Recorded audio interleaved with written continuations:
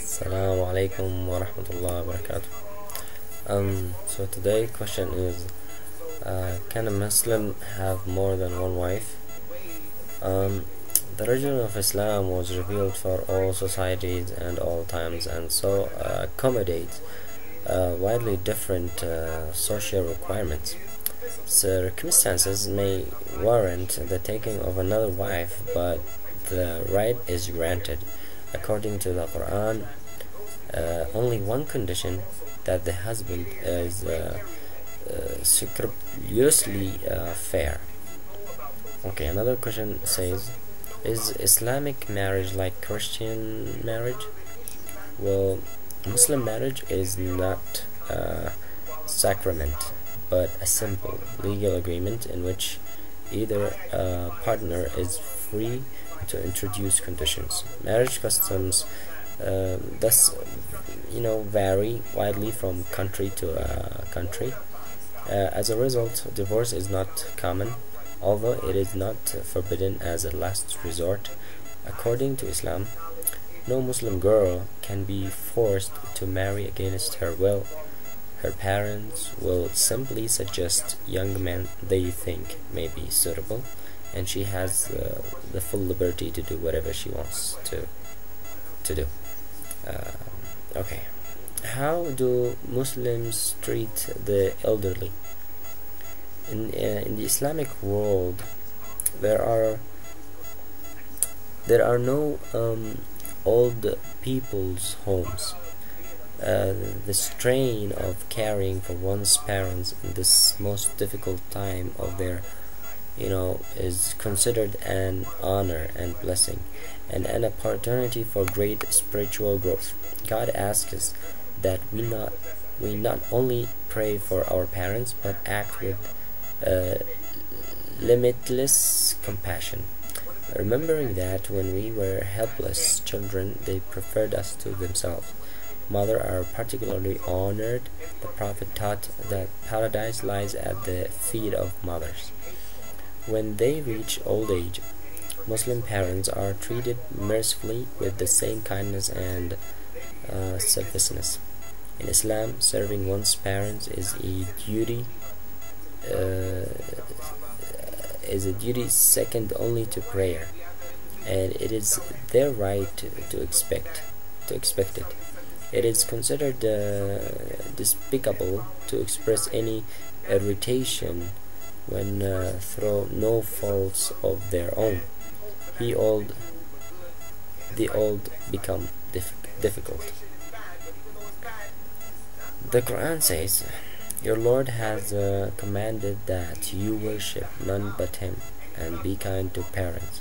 If either or both of them reach old age with you, do not say off to them or chide them, but speak to them in terms of honor and kindness. Treat them with humility and say, my Lord, have mercy on them, for they did care for me when I was little. Chapter 14, verse 23. Now another question is, how do Muslims view death? Like Jewish and Christians, Muslims believe that the present life is only a trial preparation for the next realm of existence. Basic articles of faith include the Day of Judgment, resurrection, heaven and hell. When a Muslim dies, he or she is washed, usually by a family member, wrapped in a clean white cloth, and purified with a simple prayer, preferably the same day. Muslims consider this one of the final services they can do for their relatives, and an opportunity to remember their own brief existence here on earth. The Prophet taught that there are three things can continue to help a person even after death: charity, which he had given; knowledge, which he had taught; and prayers on their behalf by a righteous child. Now, what does Islam say about war? Well, like Christianity, Islam permits fighting in self-defense, in defense of religion, or on the part of those who have been expelled forcibly from their home. It lays down strict rules of combat, which include prohibitions against harming civilians and against destroying crops, trees, and livestock.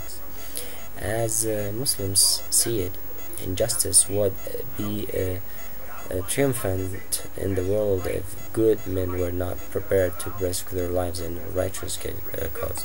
The Quran says, "Fight in the cause of God against those who fight you, but do not transgress limits." God does not love transgressors. This is in chapter 2, verse 190. Also in another verse, Allah says, "If they seek peace, then seek you peace, and trust in God, for He is the one that heareth and knoweth all things." Chapter 8, verse 61.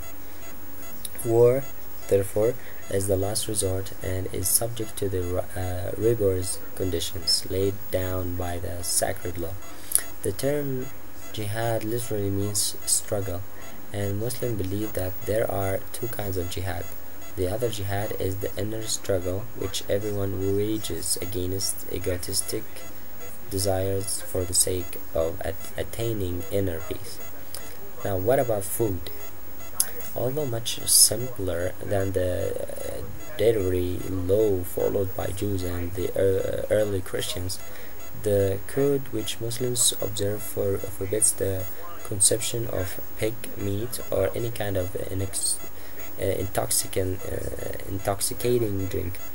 The Prophet taught that your body has rights over you, and the consumption of wholesome food and the leading of a healthy lifestyle are seen as religious obligations. The Prophet said, "Ask God for certainty of faith and well-being, for after certainty no one is given any gift better than health." Now, the last question: how does Islam guarantee human rights? Freedom of conscience is laid down by the Quran itself. There is no compulsion in religion. This is in chapter 2, verse 256. The life and property of all citizens in an Islamic state are considered sacred whether a person is Muslim or not. Racism is incomprehensible to Muslims, for the Quran speaks of human equality in the following terms: "O mankind, we created you from a single soul, male and female, and made you into nations and tribes, so that you may come to know one another. Truly, the most honored of you in God's sight is the greatest of you in pity. God is all-knowing, all-aware." Chapter 49, verse 13. Now, this is enough for today. Inshallah, see you another time about Islam in the United States. For now, Assalamu alaikum wa rahmatullahi wa barakatuh.